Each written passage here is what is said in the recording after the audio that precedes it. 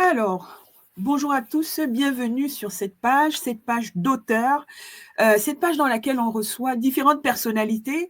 Et en fin d'année dernière, 2024, j'étais allée à un salon et j'ai eu le plaisir de rencontrer une jeune femme pétillante de joie, pleine d'énergie. Elle est l'auteure d'un livre pratique, pédagogique, dont le développement et la structure s'apparentent à un travail quasi académique avec beaucoup de sources de recherche. J'étais assez impressionnée. Je vais vous laisser découvrir une coach qui a écrit un livre qui s'appelle Le pouvoir caché des femmes. Et donc, je vais laisser la coach Cocoé se présenter. Alors, Cocoé, qui es-tu? Bonjour Denise. Avant tout, j'aimerais te remercier sincèrement du fond du cœur de me donner cette occasion de m'exprimer. Te remercier également pour la belle personne que tu es. Te remercier pour m'avoir fait confiance, avoir acheté le livre, l'avoir lu. Parce que c'est ça qui donne du sens à tout ce que je fais. Toucher du monde et permettre à ce que moi j'ai vécu puisse rebondir et aider d'autres personnes. Donc, qui suis-je? Eh bien, comme tu le dis, je suis un petit bout de femme. Tout à fait. Qui adore l'enthousiasme, l'énergie. En fait, j'adore la vie. Parce que je sais aussi que quand tu aimes la vie te le rend. Et donc, cette question de qui je suis, je l'ai beaucoup travaillée et je me suis rendu compte qu'en fait, je suis la source. Et j'aime me définir comme ça, la source. Qu'est-ce que ça veut dire? Ça veut dire que tout part de moi. À l'intérieur de moi, vous allez le comprendre, et c'est pareil pour vous, vous avez le royaume de Dieu. Vous avez, tout commence par vous. Donc, une fois que vous avez défini que vous êtes la source, que vous êtes rappelé de ça, en vrai, tout le reste devient juste un chemin de vie fluide. Et donc, aujourd'hui, concrètement, à l'état civil, administrativement ou professionnellement, en partant de ce constat que je suis la source, eh ben, j'ai créé mon entreprise et donc je suis entrepreneuse. Je suis coach en développement, plutôt en épanouissement personnel et professionnel des femmes, avec un kiff spécial pour les femmes multipotentielles, les femmes en souffrance. J'ai également développé plusieurs cordes par passion, notamment la mode. Je suis créatrice de mode. J'ai également un organisme de formation en création et gestion d'entreprise. Et comme tu l'as dit, je développe une carrière autour du livre. Donc, je suis auteure et bientôt conférencière. Bref, je n'ai plus de limites. Je suis tout ce que j'ai envie d'être. Super. C'est ça. Alors, donc, une femme multifacette. des heures. Et en même temps, je suis maman aussi. Il ne faut pas l'oublier. Je suis maman de deux beaux enfants. Tout à fait. C'est magnifique. Alors, d'entrée de jeu, ce qui m'a frappé dans ton livre, une dédicace incroyable, mais connaissant ton attachement pour tes origines, l'Afrique, tu as fait une dédicace particulière aux femmes du Togo, aux businesswomen du Togo. Est-ce que, juste en une phrase, alors parce que moi, quand j'étais encore plus jeune, j'entendais parler de ces femmes. Je ne sais pas si la jeune génération connaît ces femmes qu'on appelle les Nana Bands. Est-ce que pour nos jeunes oreilles qui nous écoutent et qui te découvrent, tu peux en dire une phrase? Les femmes togolaises, nos mères togolaises, n'ont rien à envier aux entrepreneuses les plus émérites, mais elles n'ont pas la réputation d'un Steve Jobs, mais en étant analphabètes illettrées, elles ont réussi à faire vivre leur famille, elles ont réussi à faire rayonner le Togo, elles ont réussi à rendre le wax africain. Les fameuses Nana Bands dont tu parles, c'est des femmes extrêmement courageuses, résilientes, qui ont réussi, à force d'une volonté admirable, à m'inspirer, à même devenir des prêteuses de voitures au président de la République. Et pourquoi ça me parle? C'est parce que ma mère en a été, D'accord. Je suis née dans le wax. J'ai grandi dans le wax. J'ai grandi au grand marché de Lomé.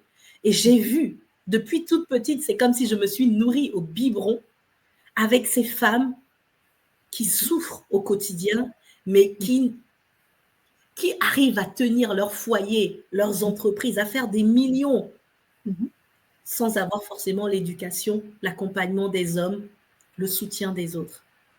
Et c'est pour ça que je tenais à leur rendre hommage. Le livre est très bien structuré, il est clair avec une première partie dédiée au mal-être. Et tu dis que le mal-être commence par une crise ou des crises. Est-ce que juste pour ceux qui, sans survoler le livre, parce qu'il faut bien qu'on puisse le lire, quelles sont les principales crises qui provoquent le mal-être? Ça dépend de l'histoire de chaque femme.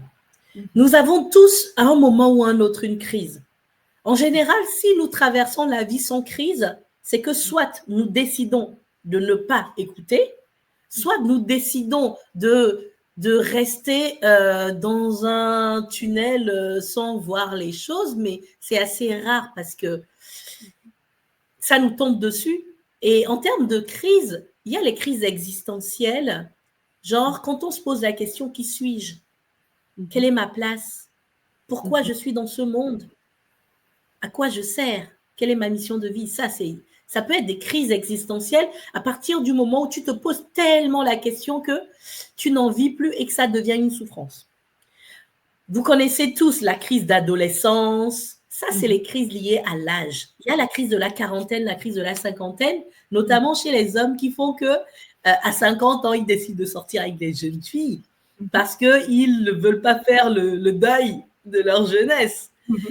Les crises sont très, très nombreuses dans notre vie, mais même au travail, on entend beaucoup parler de burn-out. C'est une crise quand on n'écoute pas son corps, qu'on n'écoute pas qui on est véritablement et qu'on est dans un chemin qui ne nous correspond pas. Et ce que j'aime dire, c'est que la douleur, la crise, c'est toujours un message à décrypter. En vrai, c'est en notre faveur. C'est très dur parce que j'en ai vécu et je sais à quel point c'est dur de traverser des crises. Mais si on arrive à comprendre que la vie est en notre faveur, la vie nous aime, et c'est pour ça qu'elle nous donne des coups de pied aux fesses, pour nous réveiller, pour que nous puissions devenir, comme je vous l'ai dit, la femme de nos rêves, ce pourquoi nous sommes incarnés. Eh bien, nous regardons les crises comme une vraie opportunité de changement, d'incarnation de son idéal. Et il y a une crise qui me tient particulièrement à cœur, dont tu parlais, c'est la crise d'individuation.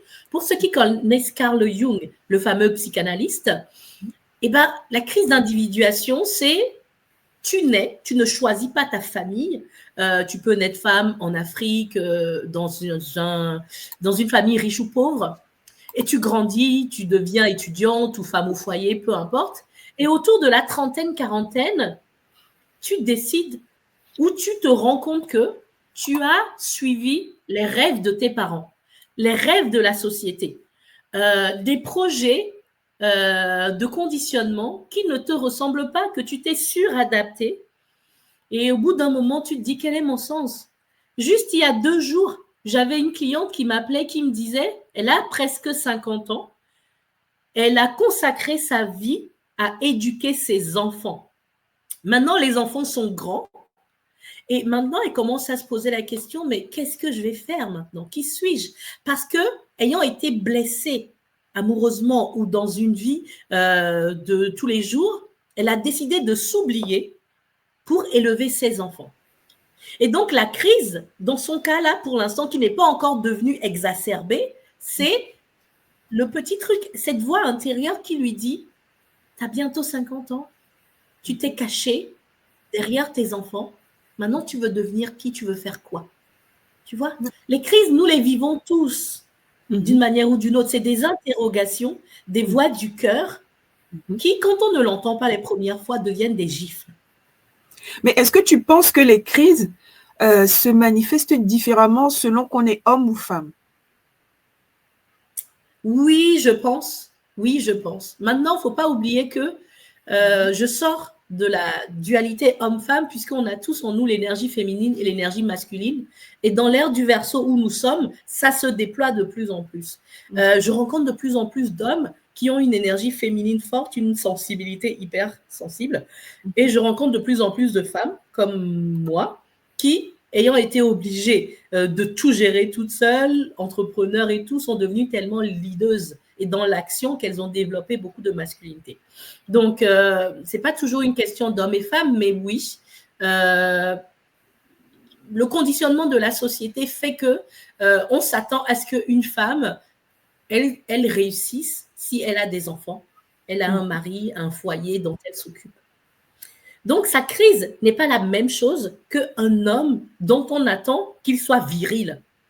Par exemple, un homme qui a une grande sensibilité féminine, si il a entendu toute sa vie, tu dois être un homme, tu dois être costaud, tu dois être solide, alors que ce n'est pas son naturel, il va essayer de se conforter à la société. Et lorsqu'il va vivre sa crise de la quarantaine ou de la cinquantaine, à un moment, il va se dire, mais en vrai, qui suis-je?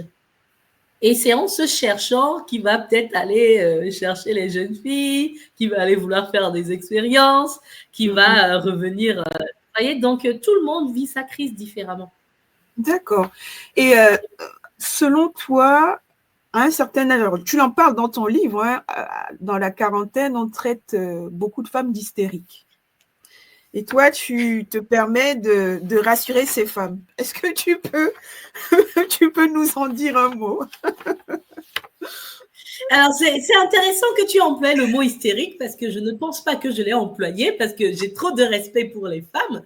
Mais ce que je veux dire, c'est quand on a ces symptômes qui arrivent au moment de la crise, on peut se sentir bizarre. Du genre, par exemple, avec l'âge qui avance, après une grossesse, avec la ménopause, quand on a eu une maladie grave type cancer ou divorce, on peut avoir des déclencheurs qui font qu'on a des comportements que les gens qui ne connaissent pas ce que nous vivons intérieurement peuvent traiter d'hystérique parce qu'on se remet en question. On peut avoir tout pour être heureuse, mais avoir une insatisfaction chronique et permanente.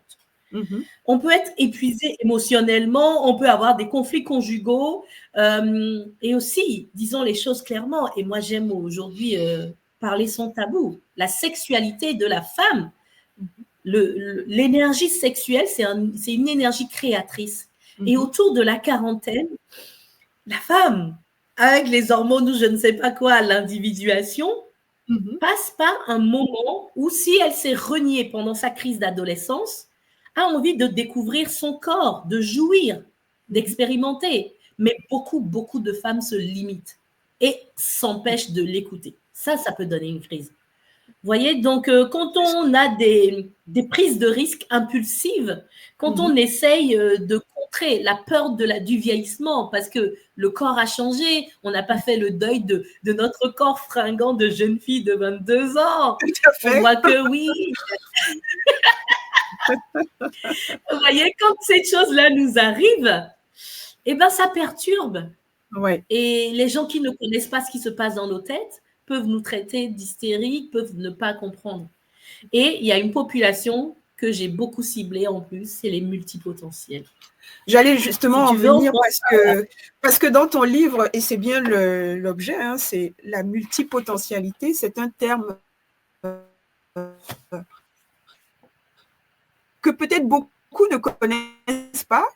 On peut être multipotentiel, donc multitalent, est-ce que c'est en fait ce terme? Alors, c'est simple au départ. Prenons juste sémantiquement multipotentiel, les gens pensent que c'est surdoué, c'est hyper intelligent. Beaucoup ne se sentent pas multipotentiels à cause justement de qui elles sont, c'est-à-dire de ce qu'elles ont, le syndrome de l'imposteur. Multipotentiel, c'est juste qu'on a des multiples potentialités. On a des capacités qui sont à l'étape de potentiel. J'ai lu récemment un livre très documenté qui disait que les HPE, les HPI, les atypiques, les neuroatypiques, en vrai, c'est juste qu'il y a une forme de câblage dans le cerveau qui fait que la myéline est beaucoup plus renforcée La myéline, c'est ce qui permet aux neurones de se connecter, de réfléchir vite. Donc, il y a une petite, on va dire, spécificité du cerveau qui fait que ces femmes pensent beaucoup, beaucoup, beaucoup. Vous savez, à un moment, j'ai acheté un livre qui s'appelle « Je pense trop, je réfléchis trop au secours ». Parce que je commençais à ressentir cela. Donc, les multiples potentiels, c'est des femmes qui ont des potentialités, c'est-à-dire des capacités innées ou acquises de développer diverses possibilités, diverses choses. Et donc, elles ont 1000 idées à la seconde, elles ont 1000 passions, elles sont des touche-à-tout, des couteaux suisses. Super. Il y a beaucoup d'hommes aussi. Et ce mode de fonctionnement est spécifique dans le sens où ça s'accompagne de beaucoup de mal-être. C'est-à-dire que comme elles sont multipassionnées, elles adorent beaucoup de domaines différents, beaucoup sont très créatives et aiment les nouveautés. Du coup, le cerveau va très, très vite par rapport aux autres et les autres ne comprennent pas. Donc, quand les autres commencent à prendre 10 ans pour dire un truc, la meuf, elle a déjà anticipé. Et c'est pour ça que les multipotentiels s'ennuient à l'école. Donc, du coup, elle aime la diversité de sujets, elle est très curieuse et elle aime comprendre. Et comme elle apprend facilement et vite. Dès qu'elle a fini de cerner un sujet, en fait, le sujet ne l'intéresse plus. Mais on peut être elle change de projet régulièrement. On peut être multipotentiel sans forcément être intello. On est d'accord? Ah oui, complètement. La plupart, pourquoi je m'occupe des multipotentiels? La plupart des multipotentiels et des HPE, HPI qu'on appelle des surdoués sont en échec. Et c'est pour ça que quand on leur dit vous êtes multipotentiel, ils se disent c'est pas vrai. Je ne fais qu'échouer. Je n'arrive pas à aller au bout de ce que j'entreprends. Je n'arrive pas à choisir. Je manque de confiance en moi. Je doute. Vous voyez? C'est ça qui est dommage. C'est de vrais talents, mais qui sont les premières à se juger elles-mêmes, à s'auto-flageller parce qu'elles sont perfectionnistes. Donc, elles veulent bien faire les choses et elles se comparent aux autres et elles estiment, comme si tu compares un poisson à un singe qui veut grimper à un arbre, le poisson, forcément, va se dire « je suis nul ». Forcément, il n'est pas dans son élément. Mais il va se dire « mais j'arrive pas à grimper parce que je suis nul ». C'est pour ça que beaucoup de ce type de mode de fonctionnement sont en échec. Oui. Et c'est un manque à gagner pour elles-mêmes, pour leur famille, pour l'Afrique, pour le monde, pour leur communauté, pour la société, tout à fait. Oui, pour la société. Très intéressant. Et alors, toi, dans ce livre qui est un véritable guide, tu donnes aussi des pistes, des voies. En quoi, toi, tu permets à ces femmes, ou d'ailleurs à ces hommes, parce qu'il faut rappeler que tu t'occupes aussi des hommes, tu nous en diras un mot, en quoi tu peux aider ces personnes multipotentielles à répondre à l'appel de la transformation? Très simple. Dans un premier temps, je suis là pour les écouter. Je suis là pour leur permettre de se rendre compte qu'elles ne sont pas bizarres. Je suis là pour les aider à se connaître. Je suis là parce que je connais comment on se flagelle tous les jours et donc je ne les juge pas. En fait, la première fois où j'ai compris ce terme, ça a été un soulagement énorme. Vous imaginez quelqu'un qui vit depuis 30 ans, 40 ans et qui pense que il est de la merde, il est nul, il n'arrive à rien du tout. Le soulagement que ça peut représenter. Quand tu as en face de toi quelqu'un qui peut te comprendre, tu n'as pas besoin de te justifier. Moi, quand j'ai voulu créer mon entreprise, il a fallu que je lutte contre tellement de pression intérieure. Des gens qui me disaient, mais tu as énormément de diplômes. Pourquoi tu vas essayer de créer une entreprise qui est en sécurité alors que tu pourrais développer ta carrière dans la banque et avoir une vie sécuritaire? Et les gens ne comprennent pas. Donc, ce que je fais, c'est déjà leur permettre d'exister en étant qui elles sont. Vous n'imaginez pas la bouffée d'air que ça peut être. Que juste, vous puissiez vous rendre compte que, en fait, vous êtes normal, vous n'êtes pas bizarre. Et vous avez le droit d'être comme vous êtes. Parce qu'on a une capacité de d'adaptation, qui font qu'on se suradapte. Parce qu'on veut faire plaisir aux gens, On ne veut pas être bizarre, donc on s'oublie, on se rejette soi-même pour rentrer dans des cases alors qu'on n'est pas avec des cases. Donc, déjà, je vous aide à prendre confiance en vous, à vous retrouver et aussi à trouver votre zone de génie. Parce quand on met un singe à grimper à un arbre, un poisson dans l'eau, mais punaise, ils sont dans leur élément et ils sont géniaux. Et ça coule et c'est fluide et ils sont heureux. Et c'est pour ça que j'aime dire je suis coach joie de vivre. Parce que ma finalité, c'est de permettre à chacun d'être heureux en étant pleinement aligné avec qui il est, véritablement authentique. Quand on a plein de choix et qu'on veut faire 1000 choses, parfois on s'embrouille. Il y a un manque de clarté. On est dans le brouillon, on ne sait pas où on peut aller. Et ben, j'aide à passer à l'action en priorisant. Et moi, il y a quelque chose qu'on m'a dit qui m'a fait mal pendant des années, on m'a dit, choisir, c'est renoncer. Renoncer, c'est difficile. C'est comme si on me demandait de me couper en 3 et de rejeter 2 parts pour être qu'une part. Et ça a été très dur pour moi. Aujourd'hui, j'ai compris que choisir, ce n'est pas renoncer, c'est prioriser. Et je les aide à prioriser, à mettre de la clarté pour passer à l'action, petit à petit, à leur rythme, et pouvoir ensuite, comme ça, exprimer le talent naturel qu'il y a en eux, la lumière du monde en eux. D'accord. Du coup, tu as répondu à la question que je voulais enchaîner, mais on va donc du coup passer à la deuxième partie qui concerne la traversée des épreuves. Tu suggères en fait au lecteur d'identifier ses besoins. Alors, tu listes les besoins classiques évoqués par Maslow, donc la pyramide des besoins primaires, les besoins de sécurité, etc. Mais tu vas encore plus loin puisque Abraham Maslow a upgradé dans cette catégorie de besoins. Et il y en a 3 qui sont beaucoup plus contemporains et qui sont méconnus. Et à vrai dire, je ne les connaissais pas moi-même. Et qui seraient les besoins les plus pertinents en ce 21e siècle. Je ne sais pas si tu t'es retrouvé par rapport à ce dont je parle. Je voulais juste que tu nous en dises quelques mots parce que je pense que c'est quand même intéressant d'évoquer ces 3 besoins-là, au-delà des 5 besoins habituels que l'on connaît de Maslow. Merci beaucoup pour cette question très, très pertinente parce que la pyramide de Maslow est connue et on le connaît tous, mais on ne se l'applique pas. Je rappelle juste qu'un besoin, c'est un écart entre l'état actuel que tu vis, qui est subjectif ou non, et l'état que tu souhaites vivre. C'est une insatisfaction, un mal-être ou une frustration qui peut être parce que le besoin n'a pas été comblé ou est insuffisamment comblé. Quand on prend la pyramide à la base, les 5 qu'on connaît, je vais les citer, après je vais parler des 3 que tu as si justement mentionnés. Le premier, c'est ce qu'on connaît tous, les besoins physiologiques. On a faim, on a besoin de manger, de survivre, habiter une maison sécuritaire, même la sexualité et tout ça. Le deuxième besoin, c'est la sécurité. On a besoin de sécurité, de se sentir en sécurité, ne serait-ce que pour faire confiance. Le troisième besoin, c'est le besoin d'appartenance. L'instinct grégaire du cerveau reptilien depuis des millénaires, nous avons été construits comme ça, à survivre en étant en groupe. Parce qu'à l'époque, notre cerveau reptilien, il suffisait qu'on mette quelqu'un à l'écart pour qu'il ne puisse plus survivre. Donc, nous avons besoin de nous sentir entourés par des gens qui nous comprennent, qui nous aiment, qui nous écoutent, qui nous estiment, faire partie d'un groupe qui nous permet d'avoir un statut social. Ce que les gens ne comprennent pas quand on achète des marques.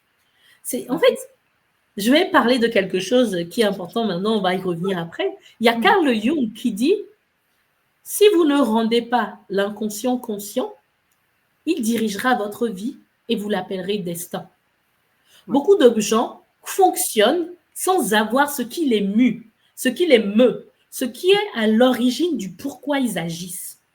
Beaucoup de personnes veulent faire comme, je ne sais pas, Kim Kardashian en achetant des marques, en portant des jolis vêtements. En vrai, c'est parce qu'on a ce besoin d'appartenance, de se sentir reconnu, de ne pas se sentir rejeté. Donc, on veut avoir les mêmes choses que les gens pour qu'on nous aime. Vous voyez, c'est hyper intéressant de creuser ça. Et donc, il y a le besoin d'estime qui est conserver son identité et puis se sentir utile, avoir de la valeur. Combien de femmes n'ont pas comme vocation ou envie d'aider les autres. On a envie d'aider les autres. On a envie de se sentir utile, de servir à quelque chose. C'est pour ça que beaucoup de personnes qui ont des enfants retrouvent le sens de leur vie parce qu'il y a un être innocent tout petit qui dépend d'eux pour survivre. Et là, ça leur donne une raison d'aller travailler, de subir des choses pour pouvoir donner à manger à cet enfant. Ça fait partie des choses, tu as l'intelligence du grand tout, de la nature est tellement bien faite que tout ça, c'est en nous. Et puis, il y a le besoin de s'accomplir. Quand tu es dans un travail qui te nourrit, mais qu'au bout d'un moment, au bout de 10 ans, 20 ans, comme j'ai eu des clientes qui sont venues me voir pour ça, que tu sais que ça te nourrit, ça paye le loyer, mais que ça crée un vide en toi parce que tu n'exprimes pas qui tu es, tu ne développes pas tes compétences, des valeurs, et que tu as l'impression d'être juste en métro, boulot, dodo, c'est ça, ce besoin de s'accomplir. Voilà, ça c'est, on a brossé les 5. Et il y a d'autres besoins qui sont les besoins cognitifs.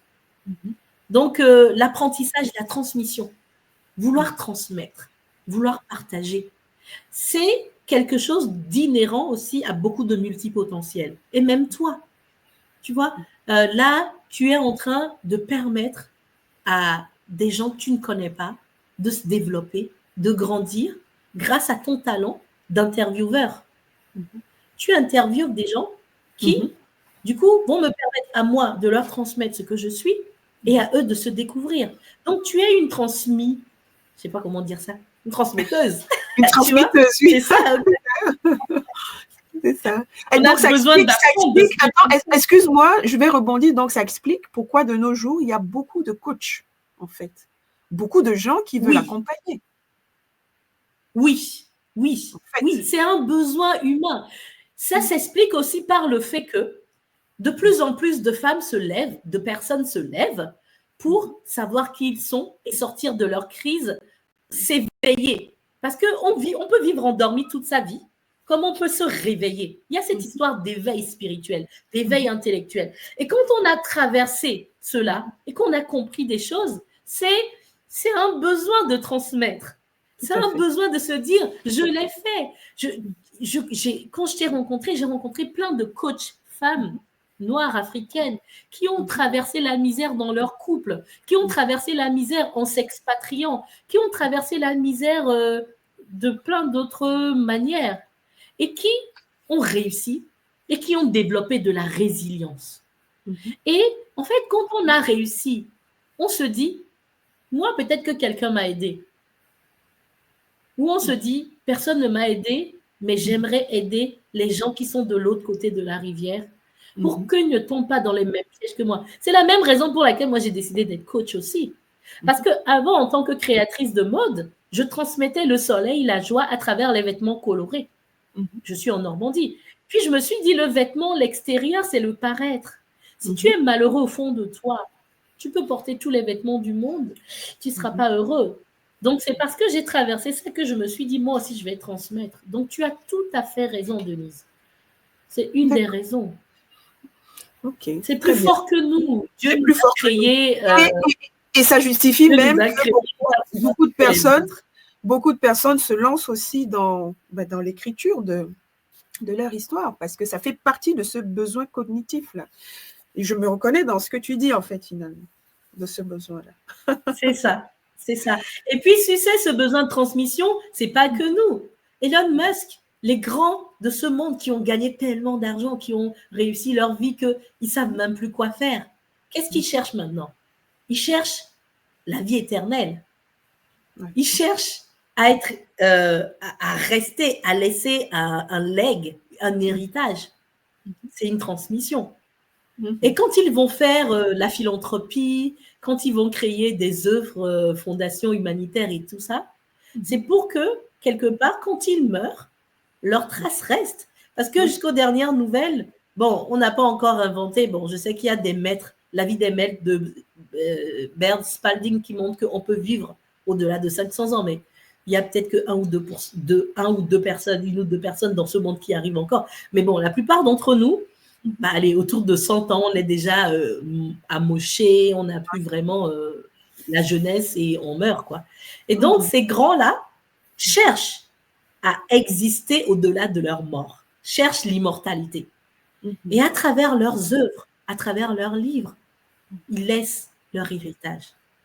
Parce qu'on sait que quand tu vas mourir, tu vas rien ramener dans ta tombe. Qu'est-ce que tu vas... La seule chose dont on va se rappeler quand tu mourras, c'est ce que tu as permis aux gens de vivre, de ressentir. C'est que quelqu'un se dise, ah, cette femme-là, grâce à elle, j'étais dans une merde pas possible, j'en suis sortie, elle m'a tendu la main. C'est ça l'héritage qu'on peut laisser.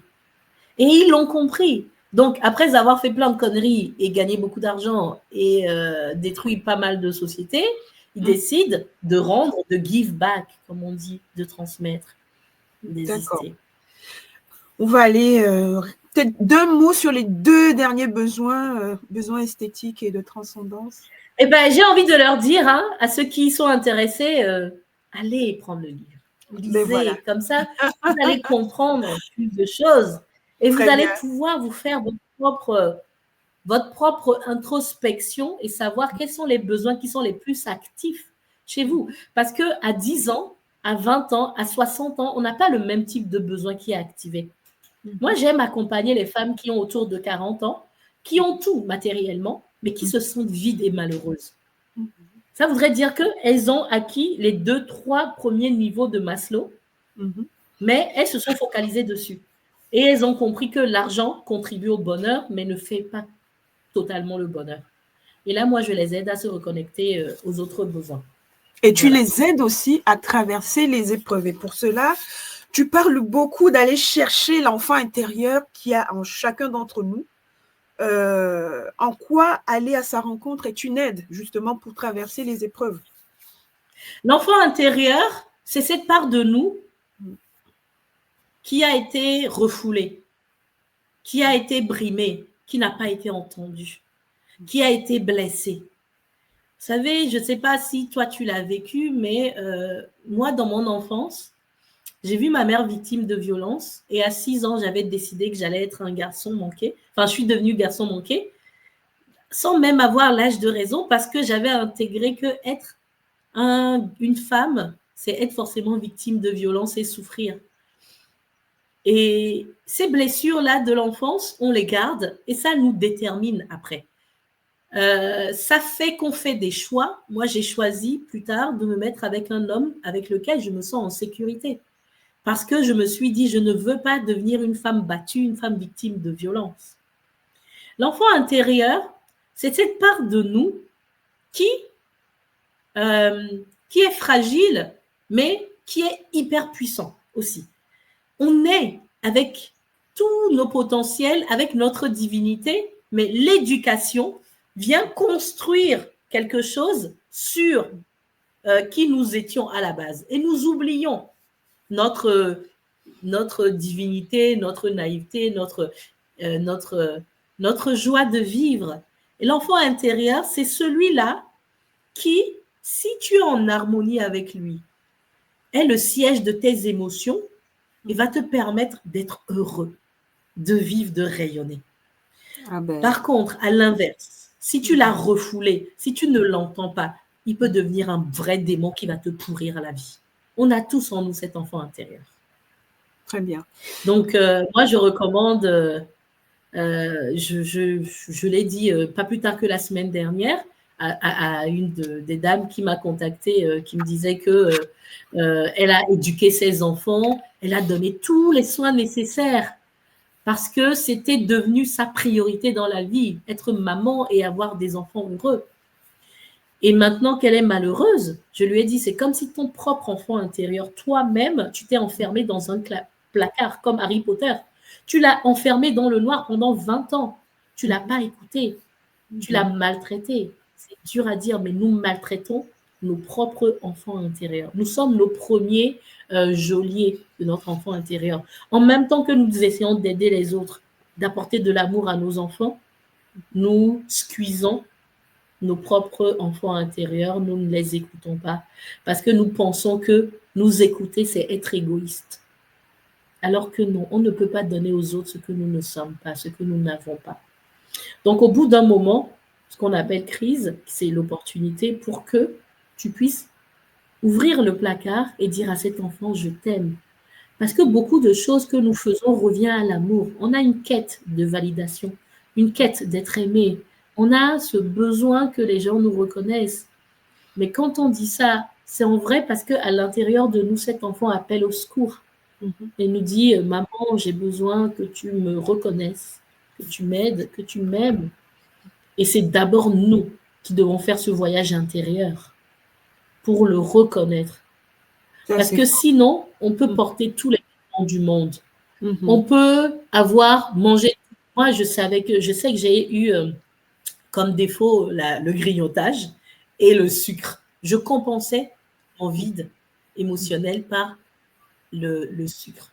Il y a beaucoup qui compensent par l'alcool, le sexe, les conduites dangereuses et addictives. En fait, toutes ces conduites-là, ça dénote un vrai manque. Et au lieu d'écouter le vide, parce que c'est très, très dur d'écouter ce vide, même moi, je l'ai encore réécouté à un autre niveau de profondeur dans cet hiver. Ça fait très, très mal. Mais une fois que tu l'as traversé, il y a une puissance incommensurable derrière, tu vois. Tu Eh ben, apprends à t'aimer. on Et du aimerait coup, tu tous n'as accéder à plus besoin cette que les puissance. autres. Eh oui, tu n'as plus besoin que les autres te valident, qui te disent Amen, tu as raison d'exister. Non, tu te valides toi-même. Ouais. Et ça, tout ça, tu vois, c'est l'enfant intérieur. Et tu parles quand même aussi de la peur, hein.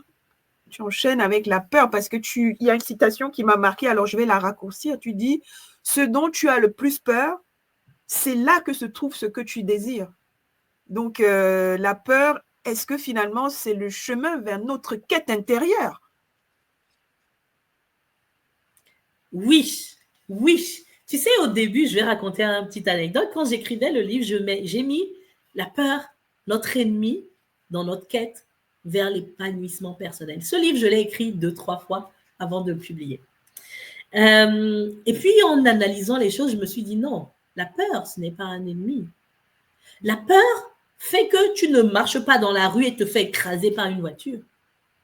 La peur fait que quand tu rentres dans un lieu et que tu vois un homme, sa tête ne te parle pas, il y a une forme d'intuition aussi. Mais la peur, c'est ce qui va t'empêcher de faire des bêtises contre toi-même. La peur, c'est ce qui te montre que quelque chose est très, très, très important pour toi. Si tu dois aller faire un one-woman show, aller sur scène, parler, on a le trac. On a le cœur qui bat parce que c'est un enjeu. Ça montre que c'est important pour nous. Par contre, si on te dit d'aller faire un truc, tu t'en fous, ça ne t'intéresse pas, ou tu es à l'aise, mais tu n'as pas peur. Soit tu as maîtrisé ta peur, soit ça n'a pas d'enjeu pour toi. Quand on a une peur, c'est aussi quelque chose qui te montre que le chemin que tu as entrepris, c'est un chemin hyper important pour toi et que ça va te permettre de sortir de ta zone de confort pour grandir. Pendant très longtemps, j'aimais pas les contraintes. J'aimais pas les contraintes. J'avais peur de tout ce qui était obstacle. Il y a un livre qui s'appelle L'obstacle et le chemin. Et c'est pour ça que je suis coach pour dire aux gens, si vous êtes prêts à traverser vos obstacles, à affronter vos peurs, ne restez pas seul. Je suis là, je peux vous y accompagner. C'est plus facile de faire un chemin dans le noir quand on est accompagné par un guide. Si vous voulez aller en montagne, grimper l'Everest où il fait froid et tout ça, si vous prenez quelqu'un qui connaît le chemin, qui peut vous guider, vous pouvez y aller avec confiance et être sûr de réussir votre challenge.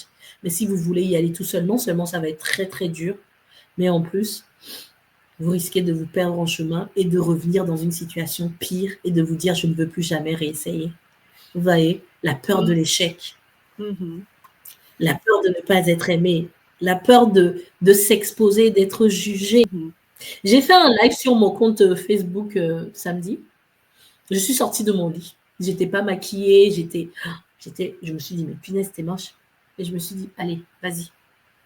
Parce que je sais que quand je sors de mon lit, je suis spontanée, inspirée, intuitive. Et je me suis dit, bon, si quelqu'un considère que, parce que je n'ai pas mis la jolie perruque, je n'ai pas mis le maquillage, le rouge à lèvres et tout ça, mon message ne passe pas, c'est pas grave, c'est OK. J'ai choisi de m'exposer dans mon authenticité pour passer le message que je recevais. Tu vois? Et ça, c'est un combat qui m'a fallu beaucoup de temps pour être en mesure. Parce que moi aussi, je voulais être aimée pour mon joli physique, je voulais être pimpante, nickel. Et j'aime ça. Mais ce n'est pas tous les jours que tu peux l'être. Et je vois plein de gens qui arrivent à être nickel, mais je me dis, ce n'est pas la vraie vie, quoi. Eux aussi, ils vont aux toilettes, non? Eux aussi, ils ont des moments où ils se mettent en pyjama. Donc, je me suis dit, fuck, je vais m'exposer comme je suis. Si quelqu'un n'est pas d'accord, il n'est pas d'accord, c'est son problème. Mais au moins, je vais montrer aux gens que je suis authentique et les inspirer. Comme ça, si toi aussi tu as un message du cœur à apporter, tu ne vas pas laisser la peur t'empêcher de révéler ce truc puissant qui va peut-être sauver la vie de quelqu'un. Peut-être que quelqu'un est en train de déprimer, va avoir envie de se suicider, et toi, tu vas aller dire un message et tu vas lui sauver la vie. Mais quand tu as peur de t'exposer ou des critiques, tu gardes ton message pour toi et c'est une perte pour tout le monde. Waouh, on pourrait t'écouter des heures. Je parle souvent ici sur cette page du chemin qu'on emprunte pour trouver sa voie. Est-ce que tu peux nous dire juste pour conclure quelle voie tu as suivie pour trouver ta mission et comment on fait pour te contacter? Quelle voie j'ai suivie pour trouver ta pour mission? Réaliser ma mission. Waouh! Ça, c'est l'objet de 20 ans de développement personnel et de voyage introspectif. Le démarrage, ça a été un signe de la vie. Je suis tombée sur ce message au cours d'une messe qui disait « Cherchez d'abord le royaume et la justice de Dieu, le reste vous sera donné. » C'est cette phrase qui a été pour moi le premier indice de ma quête, de ma carte du trésor. Je me suis dit « Ah, donc si tu maîtrises le monde, si tu connais le monde, comment ça fonctionne, tu trouves des clés, et bien punaise, on t'ouvre les portes. » Et en bonne paresseuse intelligente que je suis, je me suis dit « Ah, ça, j'aime bien. » Tu vois, ça, c'est ce qui m'a guidée à 18 ans à quitter mon pays, le Togo, et à me lancer à l'aventure. Et genre 15-20 ans après, 15-18 ans après, j'étais insatisfaite quand je travaillais en banque. Et je sentais que j'avais déjà fait l'associatif, j'avais déjà fait la fonction publique, j'ai travaillé, j'avais créé une première entreprise que j'ai fermée au bout de 3 ans. J'avais testé plein de choses, mais je ne me sentais pas satisfaite. Et en 2019, il y a eu cette fameuse phrase d'une personne que j'appréciais beaucoup qui m'a dit « La seule chose que j'avais réussi dans ma vie, c'était mes enfants. » Ça m'a fait très mal. J'ai pleuré et je me suis rendu compte que la personne avait raison. Je m'étais mise dans une certaine zone de confort en oubliant mes rêves. Et c'est là où je me suis dit, écoute, j'ai entendu l'appel intérieur, le saut, et j'ai fait le saut de la foi.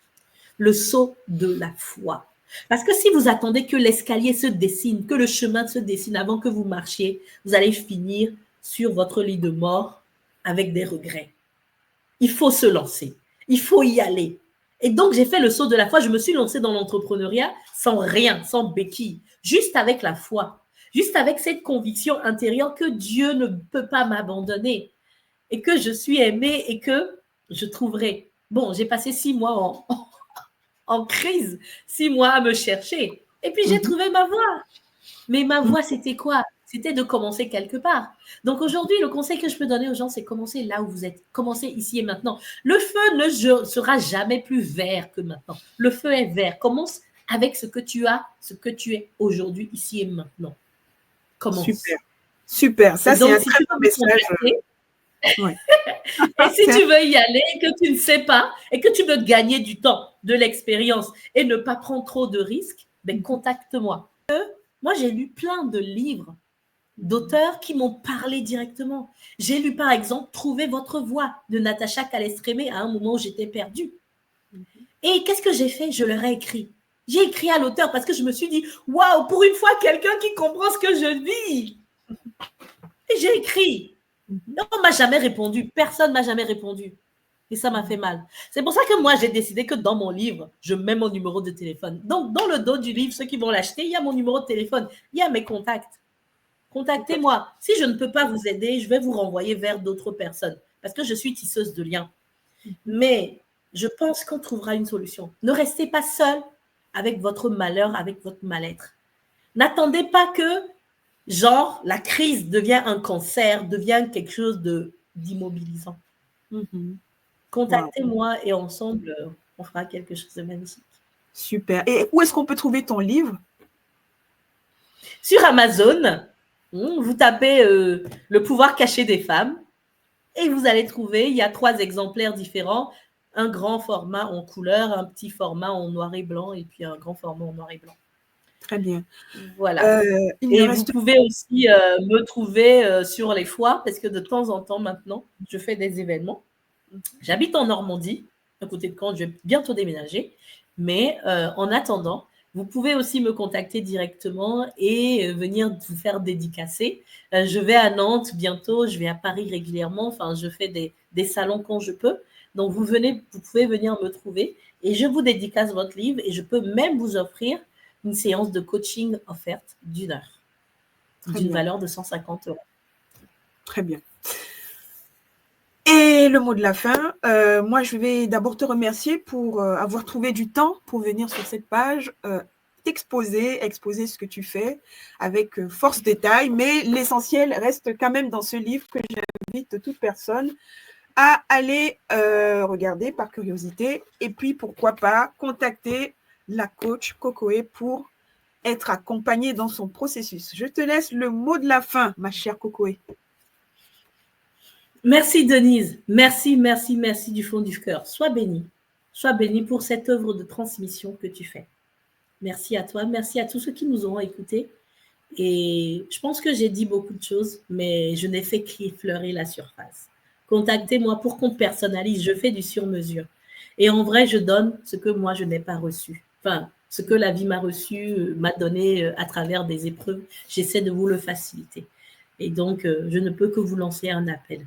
Osez devenir la femme de vos rêves. N'attendez plus. Magnifique. Et nous attendons le 2e tome. Sur ce, merci je te remercie beaucoup, et je te dis à très bientôt. Namasté. Alors,